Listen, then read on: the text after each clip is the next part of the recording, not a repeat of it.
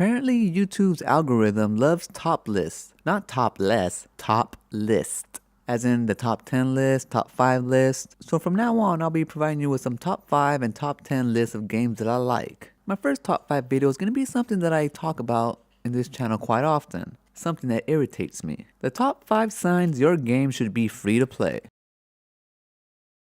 Number 5. Your game has an XP booster. I don't even know where to begin with this one, so I'll start with the culprit, and that's Assassin's Creed Odyssey, selling their customers a $10 XP booster, even though Assassin's Creed was released as a full retail game starting at $60 and going way over $100 for special editions. But that wasn't enough for Ubisoft shareholders. Assassin's Creed Odyssey added a problem, artificial grind, which they deny, in order to sell you a solution, a $10 XP booster. Otherwise, it wouldn't exist. Adding obstacles to keep players from advancing in the game is a step away from tactics used by mobile games when they make you wait until something finishes building unless you spend real world money to pass the time. The only difference is these type of mobile games are free, whereas Assassin's Creed is a full retail game, again starting at $60. Number 4. Selling save slots. I never thought I'd see the day when video games would start selling essential functions of a game as microtransactions,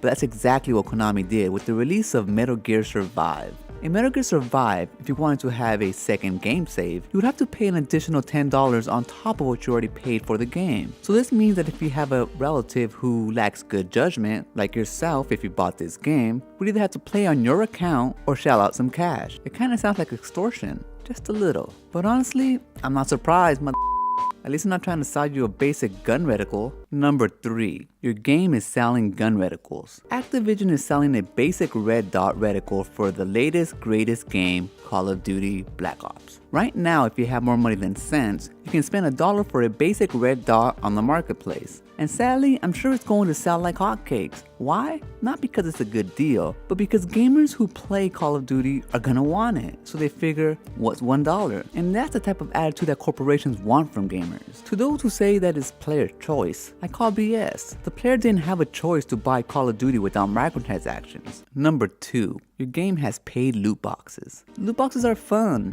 They come in many shapes and sizes, but they all have something in common. They're designed in a way that triggers certain gamers to spend money. Not me, and maybe not you, but some gamers can't control their urges. It may be the way loot boxes open with all its beautiful bright colors, or the feeling of anticipation one gets, or even the thought that the next loot box might be the one, can lead gamers to spend out of control. And the kids, what about the kids? Number 1. Your game has season passes. I love the idea of season passes. Every few weeks, your favorite game gets updated with fresh content, so you have the choice to buy into it if you're interested, or skipping if you're not. It seems like a win-win for both the game publisher and the customer, the gamer. The only time it's not a win-win for the gamer, and only a win for the publisher, is when they include paid season passes into full retail games like Call of Duty. Season passes design concept is simple. You start with the basic game, and you build on top of it over time. The player can choose if paying money for the content is worth it for them. If not, they still have the basic game. And the more people playing the game, even if it's basic, it's good for the whole community because it's more engagement. That's the reason Fortnite works for both Epic and the gamers. But when you're forced to buy a full retail game, the season passes are not looked as building on top of the game because the game should already be built, since you already paid at least $60 for it. But what ends up happening is the game is launched bare bones, and then the content that should have been included is now part of the paid season pass. So all they're really doing is spreading the content to last a year. I have no problems with microtransactions, loot boxes, or season passes in video games.